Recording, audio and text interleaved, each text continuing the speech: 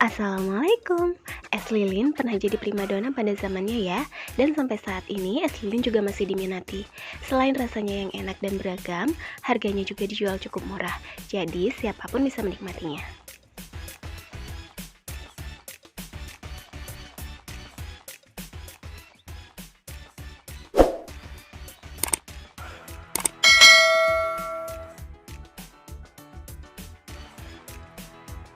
Bahan pembuatan es lilin rujak nanas ini cukup simpel ya. Buah nanas merupakan bahan utamanya. Di sini saya gunakan 2 buah nanas, dan di sini ukurannya juga cukup lumayan besar. Untuk langkah pertama, cincang buah nanas yang sudah dikupas dan dicuci bersih. Untuk tahap ini sebenarnya sesuaikan dengan selera masing-masing aja. Nanasnya juga bisa di blender atau dicincang seperti ini. Kalau saya lebih suka dicincang seperti ini karena nanti pada saat dinikmati nanasnya lebih berasa.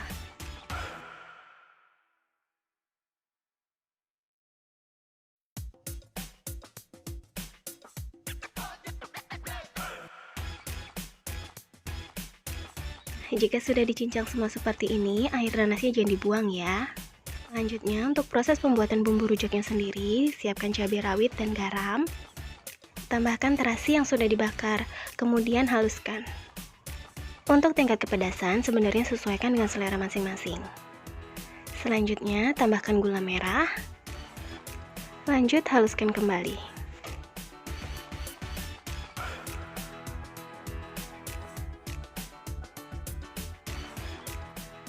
Jika sudah setengah halus seperti ini, bisa ditambahkan dengan gula pasir, kira-kira 2 sendok makan.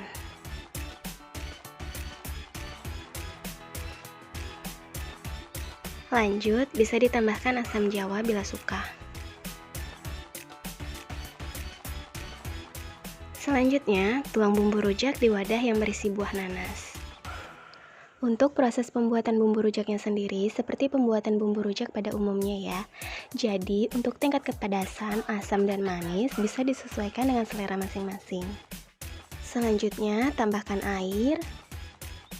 Tambahkan air secukupnya, sesuaikan dengan banyaknya nanas aja.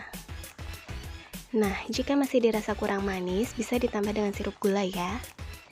Untuk proses pembuatan sirup gulanya sendiri, perbandingan air dan gula itu 1:1.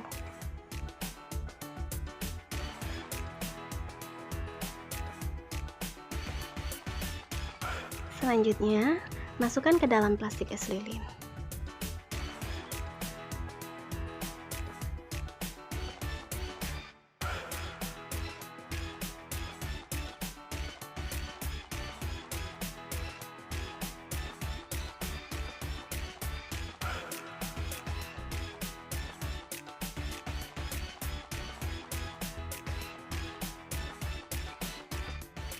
Jika sudah dibungkus rapi semua seperti ini, selanjutnya masukkan ke dalam lemari es hingga beku. Nah, jika sudah beku seperti ini, es lilin rujak nanas siap untuk disajikan.